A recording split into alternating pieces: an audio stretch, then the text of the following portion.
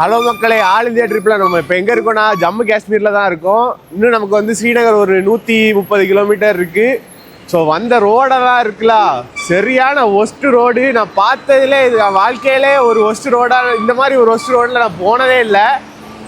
So எங்கே பார்த்தாலுமே மலை மலை அப்படி சரிஞ்சு கிடக்கு. ரோடு ஒரு பக்கம் இல்லவே இல்லை, தண்ணியில் அடிச்சுட்டு போயிருக்கு. அப்புறம் நடு ரோட்டில் பெரிய பெரிய பாறைங்க கிடக்கு. ஒரு வண்டி போகிற அளவுக்கு தான் கேப்பே இருக்குது. இந்த மாதிரி லாரி போய்கிட்டே இருக்கும் டே ஃபுல்லாகவே. செம்ம ரோடு வந்து செம்ம டஸ்ட்டுனா அந்த மாதிரி ஒரு டஸ்ட்டு நான் அந்த மாதிரி பார்த்ததே இல்லை. இங்கே பார்த்தீங்கன்னா மழை ஃபுல்லாகவே சரிஞ்சிருக்கு அங்கங்கே ஃபுல்லாகவே. இதான் நம்ம வண்டியோட கண்டிஷனு.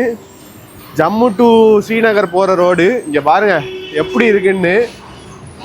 இந்த மாதிரி தான் இருக்குது. நம்ம ஜாக்கெட்டு பேண்ட்டு ஃபுல்லாகவே டஸ்ட்டு. நேற்றுக்கு அவ்வளோ கஷ்டப்பட்டு நேற்றுக்கு வந்தோன்னா இந்த ஒரு ஹோட்டலில் தான் நமக்கு ஸ்டே கொடுத்தாங்க.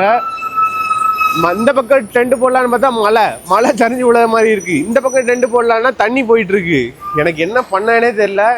அப்புறம் இந்த ஒரு அண்ணா ஹோட்டலில் தான் வந்து ஸ்டே கேட்டோம். ஐயா ஹாய். இவங்க தான் கேட்டோன்னே ஸ்டே தந்தாங்க நமக்கு.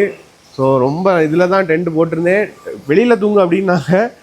வெளியில் தூங்கவே முடியாது, ஏன்னா ஃபுல்லாக டஸ்ட்டு வந்துக்கிட்டே இருக்குது. அதனால் டென்ட்டை போட்டு தூங்கினேன், அதனால் பொழைச்சேன். ஸோ வந்து ரோடு கண்டிஷன் இப்படி தான் இருக்குது ஜம்மு டு ஸ்ரீநகர் போகிற வழியில்.